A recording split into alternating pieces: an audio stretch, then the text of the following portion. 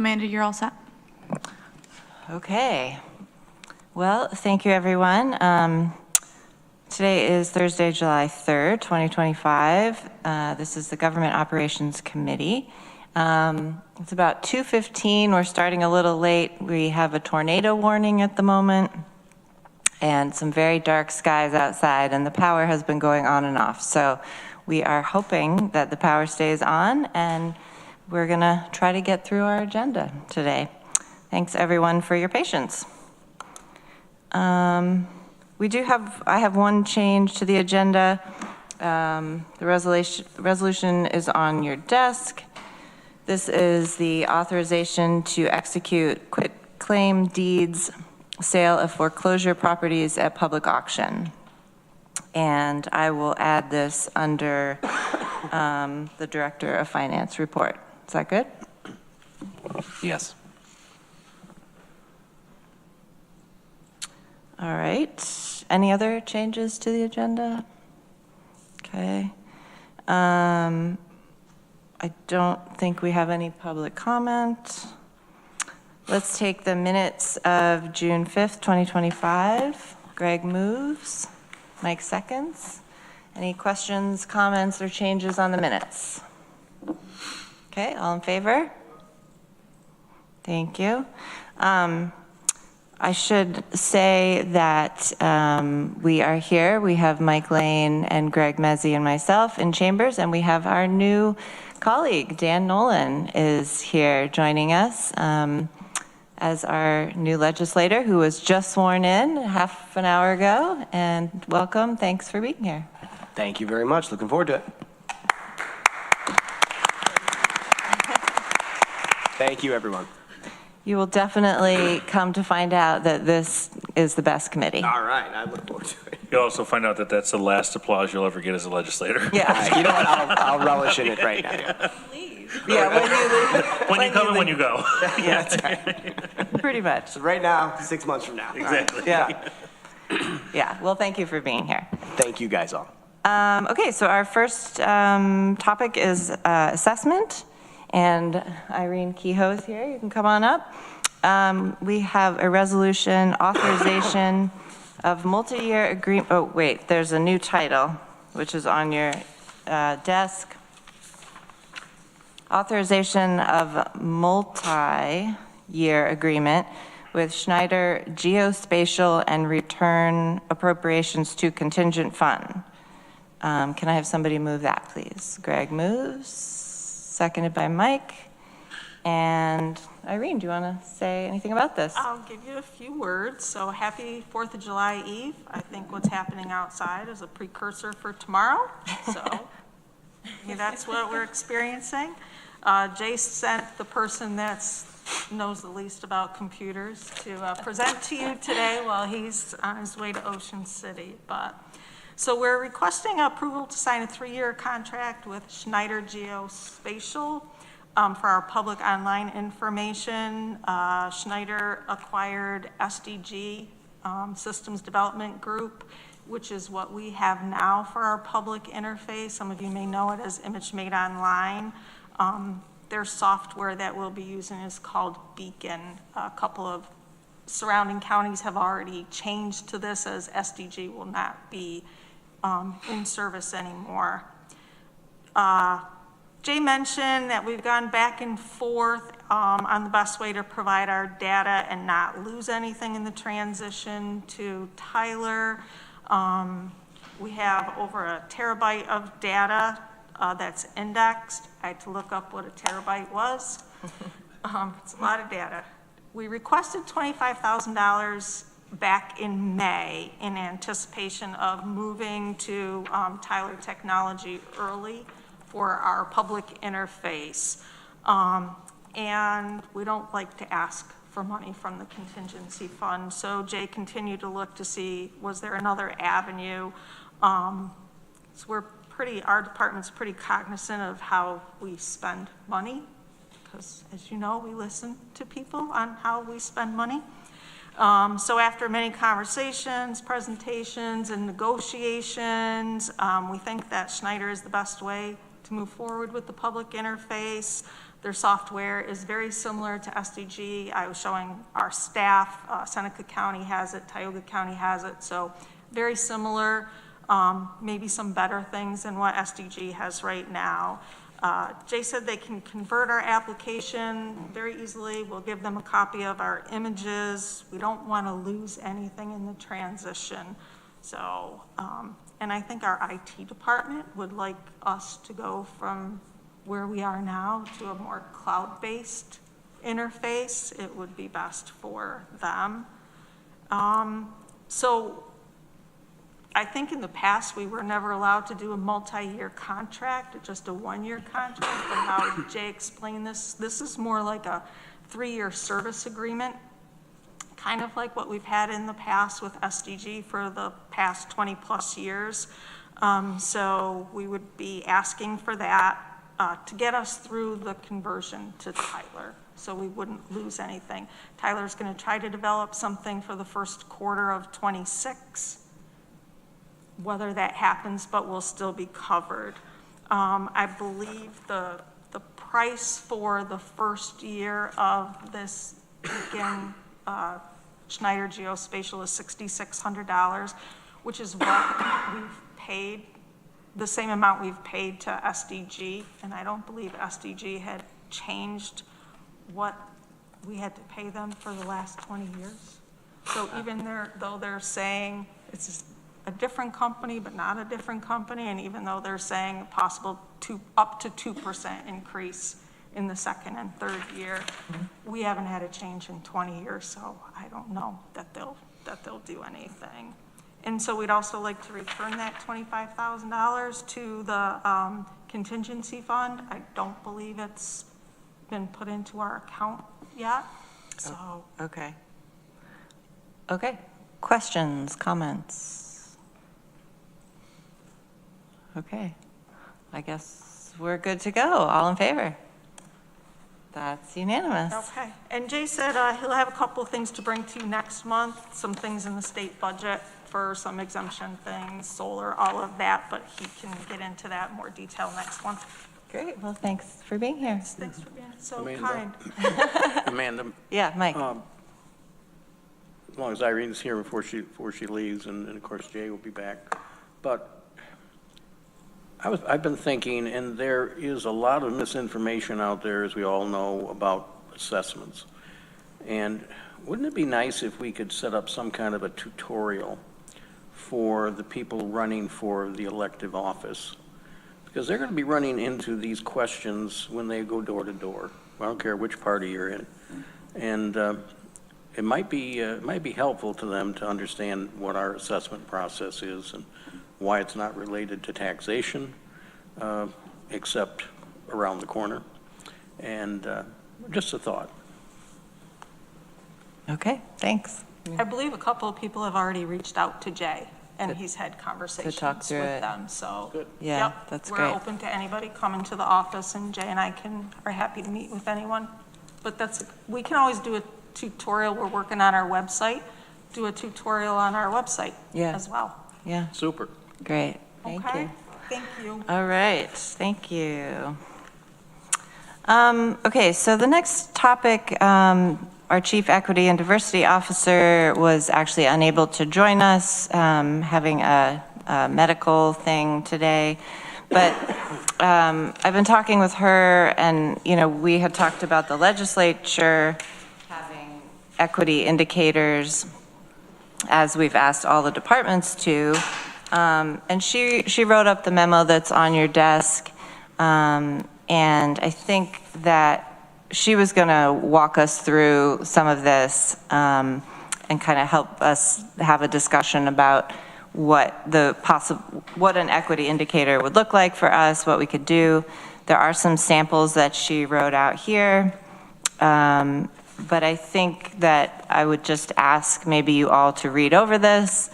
We can discuss further on email, and then next month, hopefully she can be here and we can see what it would be like or what it would mean for the legislature to have an equity indicator data that we're tracking. Any thoughts or questions about that at the moment? All right, so hang on to that sheet. Please do read it. And we will talk about it more next month. All right, next, County Administration. We have our 2025 Mid-Year Strategic Operations Plan Status Update. Bridget. Yes, thank you. Good afternoon. So as we had indicated when we adopted the Strategic Operations Plan, County Administration has committed to providing the legislature semi-regular updates on the status of the objectives that were outlined under each goal area within the Strategic Operations Plan. So this is your mid-year report on those objectives. As I had indicated in my prior communication to the legislators, please, if there are any questions or comments on any of the areas, we'd be happy to talk through those now. I've also asked department heads to be prepared to respond to any questions in their individual committee meetings. So this is your opportunity to let me know if you have any feedback. Great, thank you. Questions or comments on the Strategic Operations Plan at the moment? I was wondering, just even on the first page here, the newly created position of County Training and Development Coordinator. That seems familiar, but maybe you could say a little bit more about what that person's goal job will be. Sure. So I believe her name is Samantha Almendinger, and she did come to, I believe, a Budget, Capital, and Personnel Committee meeting to introduce herself and the work that she's been focused on. But she is within our Human Resources Department, and her responsibility is to take a look at the training needs of employees across the organization and find how we can bring those trainings in-house rather than rely so much on contracting out with training providers. So she's able to provide us that holistic look of training needs and find resources to bring the training to employees. Okay, great. So she'll be looking at like all the departments Yes. and all of the trainings that happen. That's correct. Okay, that's great. Other questions or comments? All right. Well, I hope folks have had a chance or continue to read through this, and I'm sure we can talk about it further at other meetings if needed. Do you have other updates while we're talking to you, Bridget? I think the only significant update is that the County Administration Department has begun our move to the 5th floor of the Green Street Whole Health Building that was initiated this week and is set to be complete the week of the 14th. As you are aware, we are moving together with our Human Resources Department, and that's going very well. The space is great. We'll be preparing some more public communication when the move is finalized so that folks know where to find us, but our phone number and other contact information will remain the same. Great. Any other administration questions for Bridget? All right, thank you very much. Thank you. Okay, a couple of legislature things. You have the mid-year legislator travel and training report. Thank you to Katrina and Jordan for putting this together. As you recall, we have less amount. A lower amount. Lower amount, thank you. A lower amount of funds this year for legislators to attend conferences. This is our update of what has been used. I feel like we talked at our last meeting about if folks want to go to the fall NISAC or the upcoming GARE conference that's here in Ithaca, and folks were asked to let the clerks know if they wanted to do that. I hope people have responded to you. But there was something else you wanted to add, Katrina, right? About Well, I have gone ahead and we heard responses from 4 legislators to attend the fall conference, and I do believe it was 4 legislators to attend the GARE conference. okay. And at this time, and then I've also taken into consideration that Legislator Black attends the Board of Directors meetings and is reimbursed for mileage for those meetings. And I've estimated that there will be, by the end of the year, $1,600 left in this account, roughly, Okay, taking into account those things. those things. Okay. All right. And there was another There could be training. another training that would come out of this account down the road, and I'm looking into paying that elsewhere, but. Okay. Okay. Questions, comments? I was talking to original Dan Klein, our chair, before this meeting, as opposed to new Dan number two. And he reminded me that some legislators will be putting in for local mileage reimbursement, which we did not have that on our budget line this year. So at some point, we are going to need to talk about that if we want to take contingent fund or how we want to deal with that. And I assume we would do that sometime in the next couple months. Yes, I have one that was submitted, and we're looking to take that out of more of a travel and training reimbursement because it involved, Travel? it was a little different. Right. But for the standard local mileage, we're going to have to, I feel like, though, the committee's going to need to talk about that the process that they Yeah. would like to. because we did make the budget decision not to have that. So maybe in the fall at some point, we can have that discussion again and decide before the end of the year, how we want to deal with that. Yes. Okay. Would you like that added to the August? Yeah. Well, yeah, unless there's a bunch of other things, it can also be pushed back. All right, anything else? All right, charter discussion. I have met with Maury, and we've gone over the requested charter updates.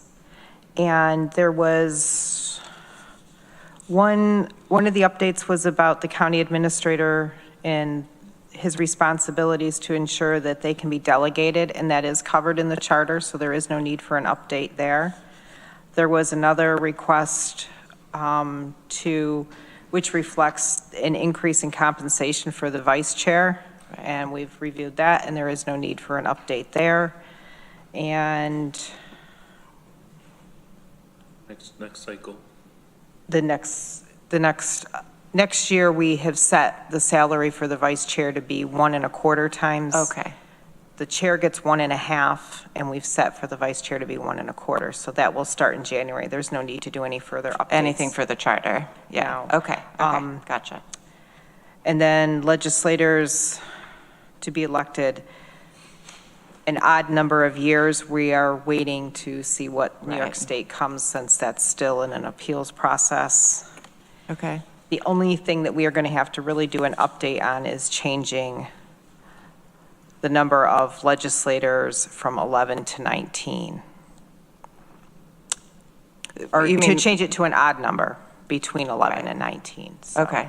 That would be the, Which, right, we have talked about was Mike's proposal. yes. Okay, so it seems like that would be something, we have talked about it here, to have, I don't know if we want to have a resolution to bring it to the full legislature, to have that conversation with everyone, or what the timing would be, like, When is the agenda due for this month? For the full legislature, it goes out next Tuesday, but we should, So we should do the first meeting in August, I think. we could, yeah, we could do the resolution to set the public hearing, because we would have to set a public hearing, and then, So we'll do that for July 17th, and then the public hearing on August 4th? If I have the dates right. that's fine with me if we, yeah, and so we have to do a resolution to set a public hearing, but I imagine there'll be some debate about this, whether folks want to do it. Would that be the time, like? it would be debated on the floor of the legislature Right. unless you want to bring it back to committee in August, and we can start the debate here. I think we've already discussed it here. Okay. I think it needs to go, I mean, unless committee members feel differently. Mike? Well, just maybe for Dan's benefit, currently the charter allows us to have anywhere from 11 to 19 members, and we have an independent redistricting process that we have put forward. Last time, or 2 times ago, the legislature, which had always been 15, was reduced to 14. And there were some significant votes that were a tie, 7 to 7. And then the second time around, we were, the commission has proposed that we expand to 16, despite our questioning that for not going to an odd number again. And it is, of course, more expensive because we have more people. Any change we made would not affect the people that are being elected this year. It would affect the next time around, which would be 3 years from now, unless the Court of Appeals changes that. And so I'm suggesting that we change the charter to allow an odd number of legislators, which would be 11, 13, or 13, 15. 15 or 7, or 15, Yeah, or is the way I 17, wrote it, yeah. So that's what I'm suggesting, that we do that. Right, that's and what we that's what we're talking about. Thank you very much. Discussed it a little bit here, but it really is a discussion for the whole legislature to decide if, that's something we want to change the charter or not. I had heard that it was expanding. I just didn't know how much. Yeah, right. so next term, there'll be 16 legislators. Most counties are going to smaller legislatures, and so ours kind of reversed that We're going the trend. other way. Yeah. But I think, Mike, I'm not sure if you misspoke, but the next term is 3 years, regardless of, No, well, I mean, Maury. This charter amendment would be effective with the next decennial redistricting. Right. But I just mean, like, Okay. the next term is 3 years. Even if the state does something, they can't switch it to 4 years. I mean, people are running right now for 3 years, right? Like, They're running for 3 years on a one-time basis right. because of the way the law is structured, in order to move us to the even year cycle. Right. The next election would be in 2028. So I guess, And then it would be 4 years after that. We'd go Right. to 4s and 4s. Because doesn't the redistricting process happen in 5? 10. Or probably 5 more years. Yeah, in The- 20. in the Redistricting process census. happens after publication of the Yeah. 2030 Right. census. So it'll be in 5 years. right. but I think your question, Amanda, if, let's say, sometime later this year, the Court of Appeals reversed and said, yes, the state law for 3-year terms or even-year terms was not constitutional, then the people that get elected in November are actually going to serve 4 years. Correct. Really? Yes. Wow. Because that's the normal term. Interesting. Okay. Well, that's beyond my pay grade. Can I just make a suggestion for the charter review? Please. Or the charter update? Could we do for a public hearing the first meeting in August? And that'll give us time to have the local law ready and everything. Oh, sure. Okay, I think we're going to rush it to get it done by Oh, that's next. fine. Yeah, that's fine. Okay, thank you. Greg?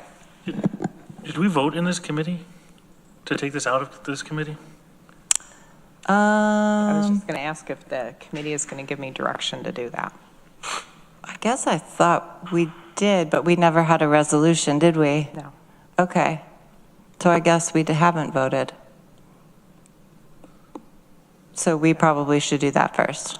I would like you to give me direction to move forward with this. Right. So, and that would look like, would that be the resolution to set a public hearing to discuss this one charter change. Yes. It would be to do the public hearing resolution and the charter change resolution, the local Okay. law. What do folks want to do? Do you want to have this resolution come to GO next month, or do you want to discuss it further right now and do a on-the-floor motion? Mike? I think the proper procedure is to bring it to GO, and probably at our meeting next month, and then push everything over 1 month, Okay. rather than try to push it through in August. And then, for one thing, that gives folks a chance to see it on the agenda Yep. and to decide if they want to make any comments on it at that point, even before the public hearing. Great. Okay, that makes sense.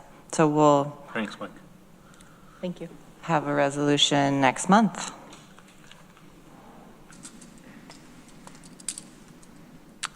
All right. Anything else on the charter at the moment? Thank you, Katrina and Maury, for working on those. I guess it got whittled down a lot, didn't it? Yeah, I guess we'll see. Okay, reports. I do not have a report. Let's go to Maury, County Attorney. Do you have an update for us?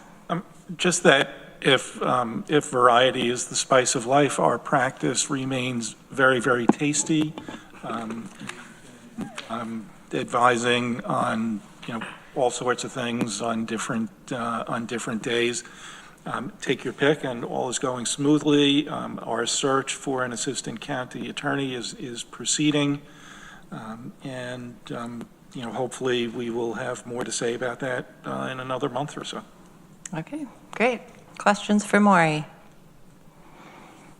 All right, thank you. Director of Finance, Daryl Tuttle, thanks for being here. Thank you. Good afternoon. First, I want to say I think this might be my first GO committee meeting, All even right. with my previous roles. So I am excited to be here. I only have a few updates. First, we're working on transitioning the duties from Drew Brayman as interim director to me as the newly appointed director, effective Monday, July 7th. And that's going really good. Thank you, Drew. We plan on submitting our AFR, also known as the AUD, early next week. We have also just received our draft financials from our auditors in Ciro, so we plan on reviewing it, and our intent is to have it presented to the BCP and the Ledge next month. Great. And lastly, Drew is here to report on our completion of the real property tax auction and how it went. So we did just complete the tax auction last week. It was online, as you may recall, for the first time in the history of the county. I would say it was fairly successful. We had some hiccups that I think we'll work through and make it better. Overall, we were pleasantly surprised at how well it was received, how many bidders we had. I did a quick synopsis out to the Ledge right after the auction ended and gave you some of those numbers, but it was incredible. I mean, we have views from across Canada and most of the United States looking at our auction. So it was great. We have more bidders involved than we've ever had since I've been here, and it gave a real opportunity, I think, for folks to get a glimpse of what happens in Tompkins County. And at the same time as we reported, Lori and I, we were very successful that we only had a couple residential properties go to auction. Most of them were vacant or commercial, and there was a lot of interest in some of them. So I did do a memo that summarized our pre-auction tasks that we went through, just so you can feel confident that we did everything we could. And I think the numbers of properties going from over 100 that entered into the foreclosure down to 9 going to auction really represents that. And of the 9, 2 of them were part of the city.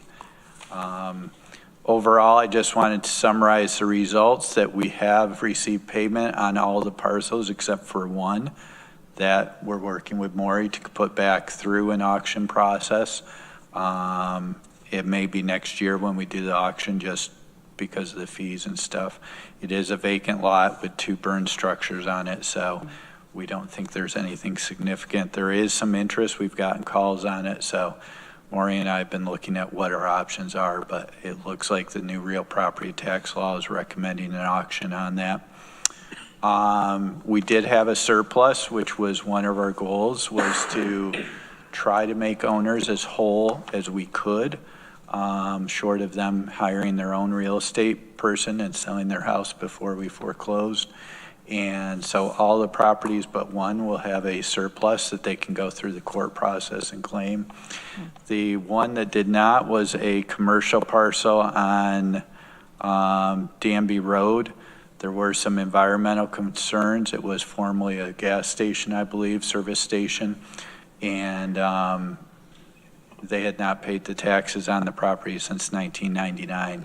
So we had not foreclosed in that property in 25 years, as we should have, because when we foreclose, we do open up the county for some liability.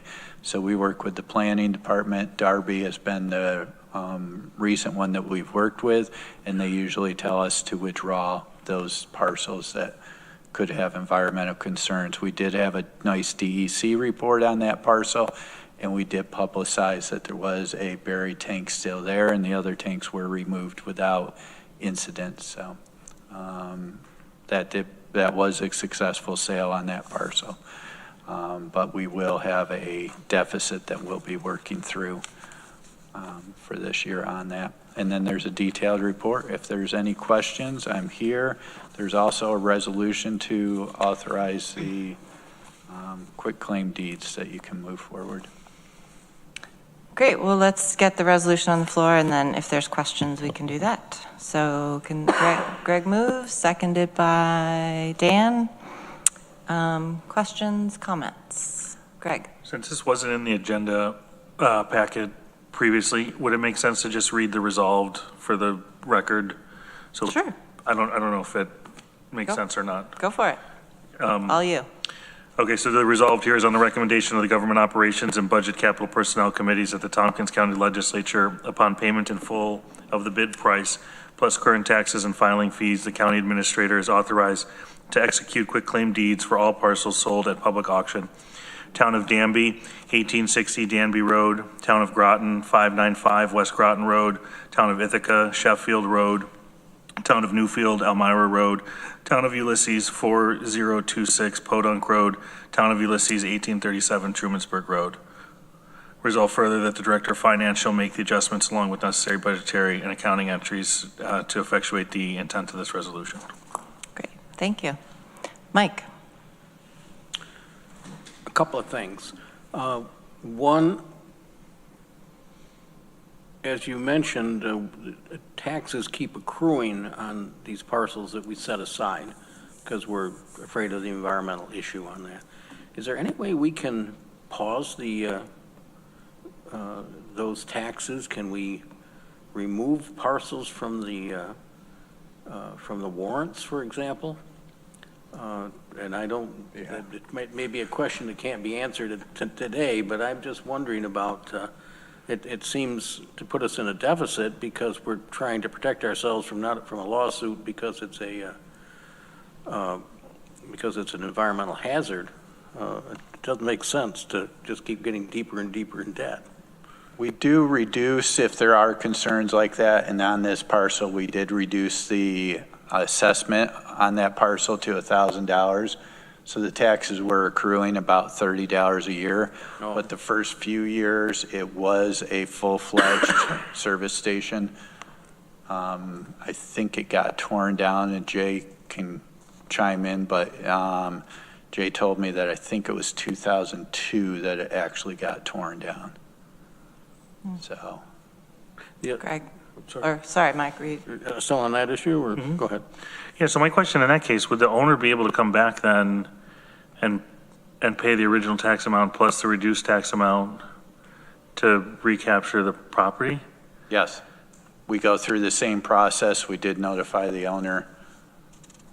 I'd love to maybe have a further conversation about this specific type of transaction, because it seems just off the cuff that there may be, I don't know, because it's, that type of relief isn't provided to any other parcel, where we'd extend it out and reduce their assessed value to keep the taxes low. There seems like an equity issue or something. So I just love to understand what that whole process looks like. I think I can address part of that. The only way we can change the assessment is if there's a change in the use and structures on the property. So until the structure was removed, we had to keep the assessment where it was. Once the structure was removed, it did go as a vacant parcel, which then I think originally was 10,000, and then when it was identified that there are environmental issues, it was reduced because the value of that is compromised by the environment. So I guess my question there, follow-up, would be, of all of the environmentally concerned vacant parcels in the county, did we do similar things? Yes. Most of them are assessed at $1,000. Really? There's the one, and it's not just environmental, so stormwater parcels get lowered down to the minimum that we can do. There's a property that we withheld 2 years ago for Freeville because most of it's wetlands. That assessment was changed prior to us foreclosing to $1,000. There are a number of lots that are what we feel you can't do anything with, and they're on the tax rolls as $1,000. The Newfield Road that we sold to the side cliff was, I think, on at 1,000 or 500 actually. But that's only if they're coming through the foreclosure process. It's usually done before. Interesting, okay. Yep. Does that answer your question? No, but Sort of. I'll let it go. Okay. I think Jay could address a lot more of that at a future meeting of how he lowers an assessment. I'm going to venture a guess that the savings from reducing the assessment in the eventual foreclosure are probably greater than the risk that the former owner comes back and claims the property for a song, because typically these situations are where the property's been abandoned. Sure. Did you have something else, Mike? Yeah, I had another thing, and thank you for sending out the report on the sale. I saw it on the email. The one thing I was wondering about was apparently there was a buyer who defaulted. Yes. And do we require any deposit on the night of the auction or anything like that we can go against? That's what we're looking at currently. We do not with the online auction because there's not a good method to do that. And we're looking at the options to do that because it does do that. Yep. And Yeah, just, that's one of the differences with an online auction is you Right. Right. We don't have that big envelope of cash that we had to secrete away at the sheriff's department last year. So. and I did ask many other counties, Daryl and I put it out on the group email exchange to the county treasurers, and there are a few counties that have experienced that going to online. But it's typically one every 3 or 4 years that other counties have experienced that happen online. And it's something we go in. I think overall it was a very successful. We got a number of properties back on the tax rolls that haven't been, and in particular that vacant commercial lot that sold. It hasn't been paying taxes for 25 years, and now they've already paid this year's taxes. So, Great. and they're looking at developing that. So, All right. Any other questions about the resolution in front of us? All right. Let's go ahead and vote. All in favor? That's unanimous. Thank you. Any other questions for Drew or Daryl about finance? Okay. Thank you both for being here. Thank you. Monica, Communications Director, do you have updates for us?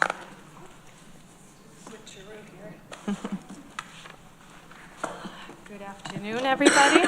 Good afternoon. So June was all about the center of government. As you all know, coordinated and facilitated 5 community meetings throughout the county. I also was able to develop a web page for the project and provide ongoing content updates as the project progresses. I also facilitated the collection of visitor data from departments that will inform the parking study. And I coordinated the survey distribution to county departments and community agencies, so we hopefully get more input from the community. So the survey will be open until July 18th, and then the next community meeting is scheduled for July 28th here in Chambers. July 28th, Yes, at what time? 6 o'clock.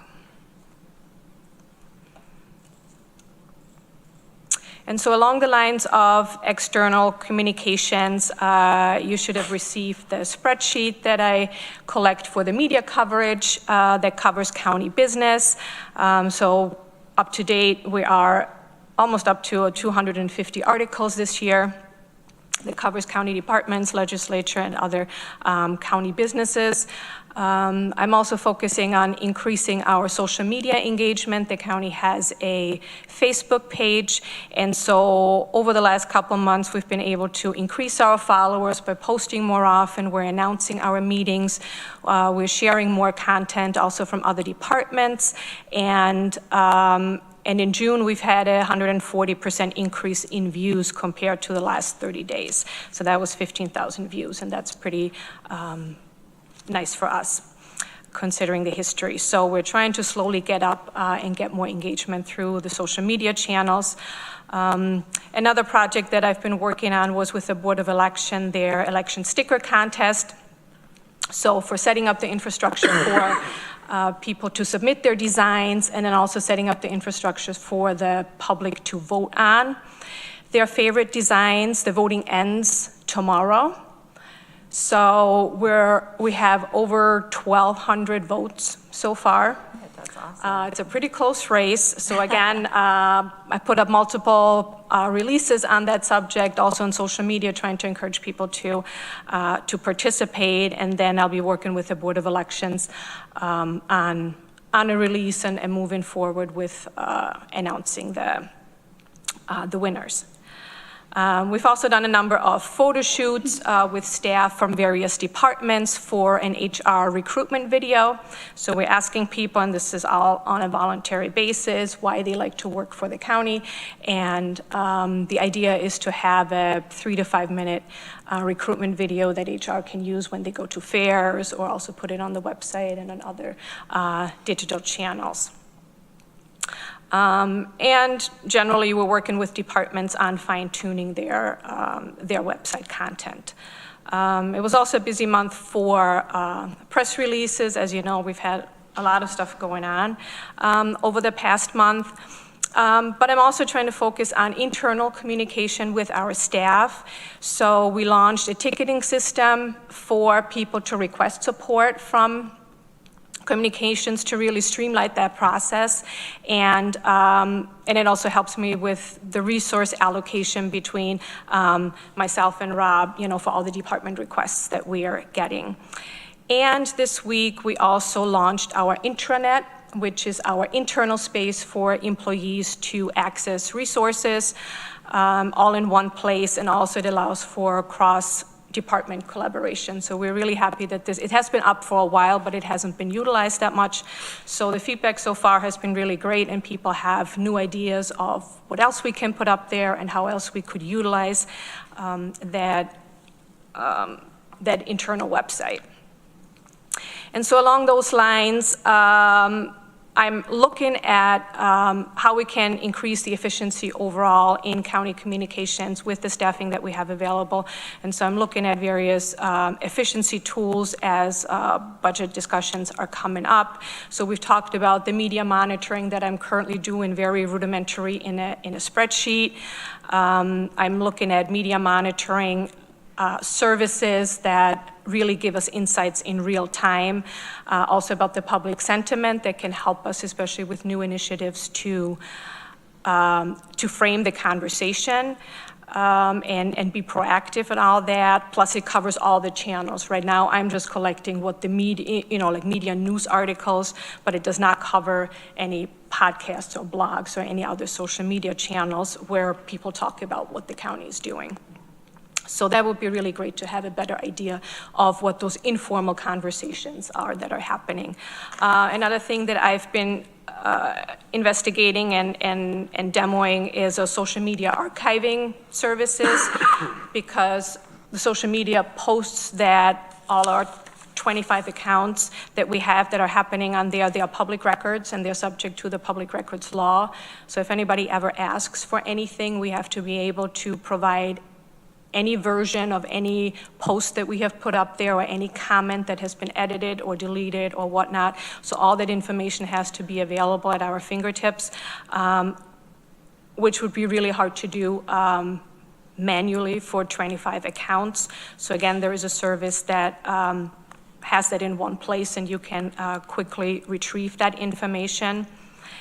And last but not least, I've also been looking into AI for our website because the website vendor that we currently have, they are piloting right now an AI chatbot for website searches, which is really more of a Google-style search where people can put questions in and they receive answers of things that have to do with county departments. So it's not just that it directs somebody to a page where they can find information, but it really analyzes all the information that is available on the subject on the website and brings that in as an answer. So they currently have an early adopter program, and that's something, again, that I'm looking into, how can we use our resources and staff time efficiently, and how can we use new technology to sort of help us in other areas.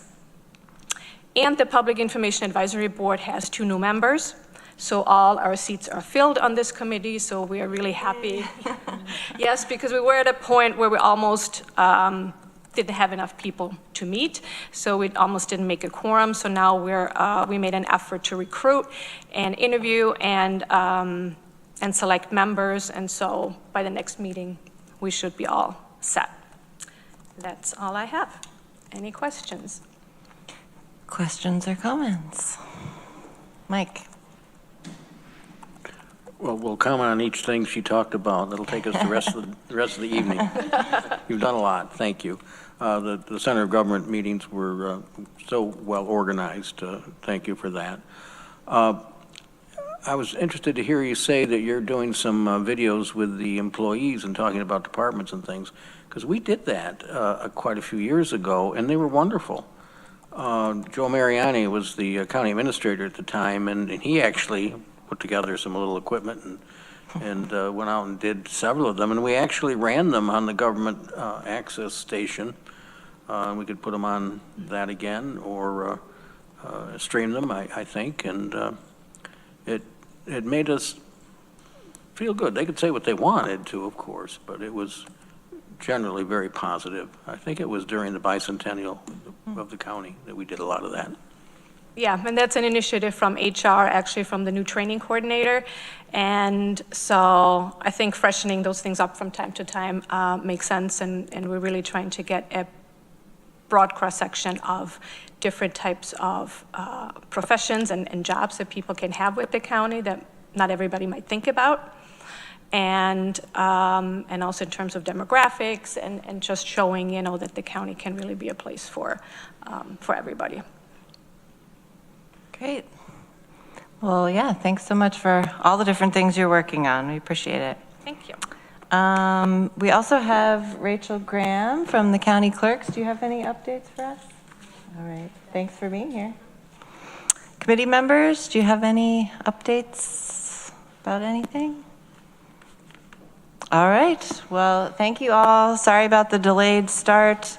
Thanks, Dan, for your first meeting. You made it. You guys, thank you. And we are adjourned. They're usually not this short. Oh, okay, good to know.